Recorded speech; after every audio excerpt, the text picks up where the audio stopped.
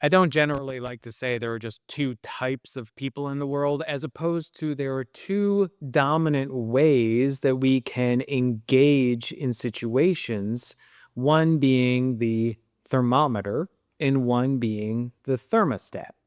And in my particular context, dealing with high conflict, divorce, narcissistic child custody matters, many times when people come to me, there is someone wildly manipulating the thermostat on one side, raising the temperature, lowering the temperature, just all over the spectrum. And you have the thermometer who is having their experience of life dictated by how the thermostat is being manipulated.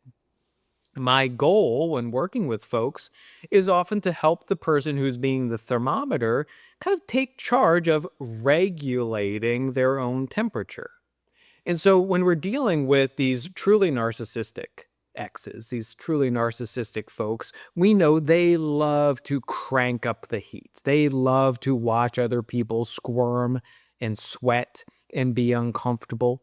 And if they're not getting what they want that way, they'll drop the temperature down as low as possible and they'll try to freeze you out. They'll try to paralyze you with their coldness. They will be icy toward you and then they'll switch the temperature to the other direction. The person who is engaging life primarily as a thermometer is just kind of along for that ride of the highs and lows that the narcissistic person is throwing out there.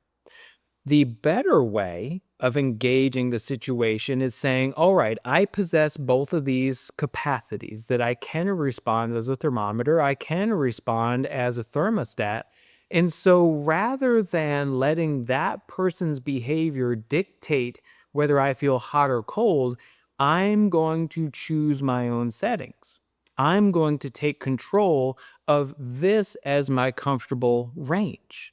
And you start to distance yourself, you start to differentiate yourself from your own thermostatic control to the manipulation of the other person. And when you can start making that distinction, you can stop being the passive thermometer who is just reacting to other people's temperature and manipulations.